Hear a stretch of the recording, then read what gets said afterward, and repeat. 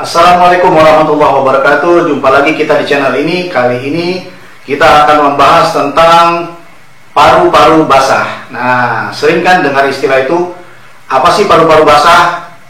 Saya sendiri nggak tahu sebenarnya.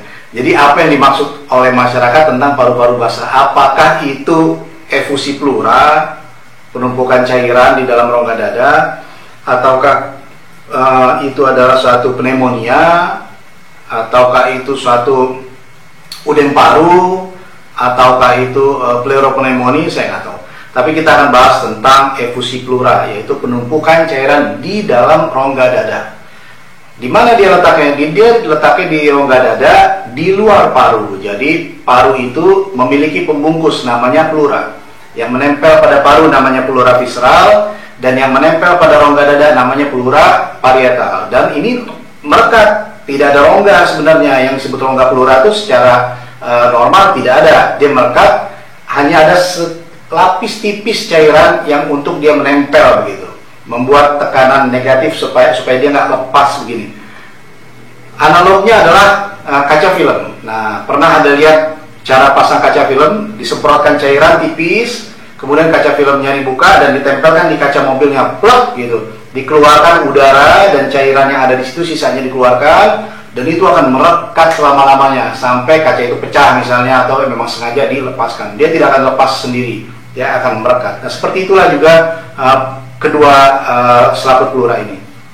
Nah, dalam kondisi normal terjadi pembentukan cairan pleura ini dan juga absorpsi, penyerapan kembali cairan pleura dalam kondisi yang seimbang. Jadi nggak mungkin bisa kita lihat baik melalui ronsen, CT scan ataupun USG, nggak ada cairan pleura yang kelihatan. Tapi dalam kondisi tertentu terjadi pembentukan cairan yang melebihi kapasitas dia untuk absorpsi.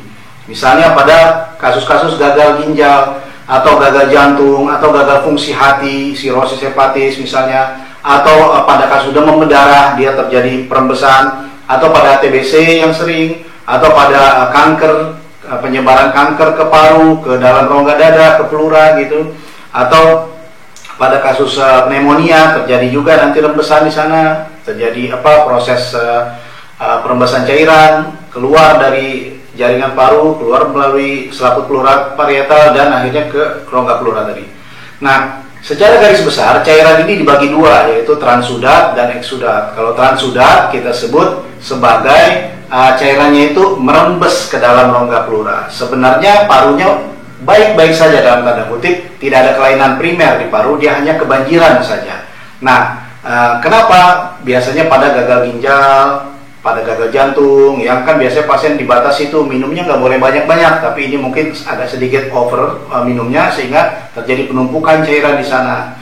Nah, yang seperti begini biasanya diterapi dengan pemberian diuresis untuk keluarkan urinnya, atau pada gagal ginjal misalnya dengan cuci darah, hemodialisis, ditarik cairan keluar, dia akan terabsorpsi kembali. Nah, yang satu lagi cairannya adalah eksudat. Eksudat ini biasanya memang ada kelainan primer, baik itu infeksi atau kanker. Nah, jadi ada kerusakan di sistem bisa di parunya, di selaput parunya, atau dia penyebaran sel kanker ke dalam sana, sehingga begitu diperiksa itu dibilang cairannya adalah eksudat. Banyak protein, banyak sel di cairan itu. Beda dengan transudat. Nah, bedanya bagaimana? Ada kriteria, namanya kriteria Light, diciptakan oleh Profesor Richard Light, pakar pleura terkenal di seluruh dunia. Nah, orangnya yang itu tuh, yang pakai dasi merah strip-strip hitam atau coklat itu, bukan yang dasi kotak. Kalau dasi kotak sih belum terkenal, itu cuma sekedar sok tahu aja, ngajari masyarakat, mudah-mudahan bermanfaat lah. Nah, kemudian kalau terjadi penimbunan cairan ini, maka kalau dalam jumlah banyak, dia akan menyebabkan pasien itu merasa sesak. Dalam kondisi yang akut, pasien yang sesak karena cairan banyak, maka dapat kita lakukan fungsi pleura namanya. Kita keluarkan cairan melalui suntikan di punggung, kita keluarkan cairan.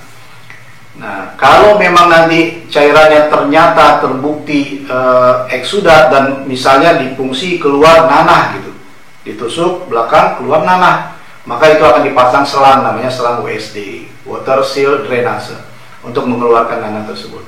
Nah, misalnya cairan itu adanya di kanan dan kiri dan tidak terlalu banyak dan disebabkan karena kelainan ginjal atau jantung, biasanya kita tidak perlu tusuk atau suntik dari punggung, biarkan saja terapi sesuai dengan penyakit penyebab, nanti dia akan diserap kembali cairannya. Jadi mungkin itu yang disebut dengan cair paru-paru basah, saya juga nggak tahu barangkali, tapi kalau efusi pleura ya itulah kira-kira gambaran singkatnya. Nah, tindakan fungsi pleura ini di belakang disuntik itu juga bukan tindakan yang 100% aman, tentu ada risiko. Risikonya kan kita masukin jarum di belakang. Tentu ada risiko tersenggol selaput pleura yang dinempel sama parunya sehingga parunya kolaps, kempes gitu. Nah, tata laksananya dipasang oksigen, pasiennya harus nginap di rumah sakit, dipasang oksigen sampai pengembangan paru terjadi. Kalau nggak cepat pengembangannya, maka kita akan bantu dengan pemasangan selang gitu. Kemudian ada nyeri tapi kan bisa diatasi dengan obat suntikan anestesi lokal, bius lokal tadi. Kemudian yang lebih jarang barangkali terjadi pengembangan paru yang mendadak, kemudian terjadi sembab parunya udem, oksigenasi kurang, nggak bisa masuk oksigen, itu yang kita sebut dengan re-expansion pulmonary edema. Jadi udem paru yang karena pengembangan paru yang tiba-tiba. Tapi itu sangat jarang terjadi, sangat jarang kita jumpai. Mungkin itu yang bisa kita sampaikan tentang tertimbunnya atau tertumpuknya cairan di dalam rongga dada atau efusi pleura. Nah, tata laksana tentu kita cari penyebabnya, kita ambil cairannya, kemudian kita kirim ke laboratorium. Laboratorium akan melakukan analisis dan akan ketahuan sebabnya apa. Maka tata laksana adalah sesuai dengan kasus penyebabnya apa. Obati penyebab, maka dia akan tertangani masalah efusi pleura ini. Demikian yang bisa kita sampaikan, mudah-mudahan Anda dan keluarga tetap sehat. Salam sehat selalu untuk kita semua.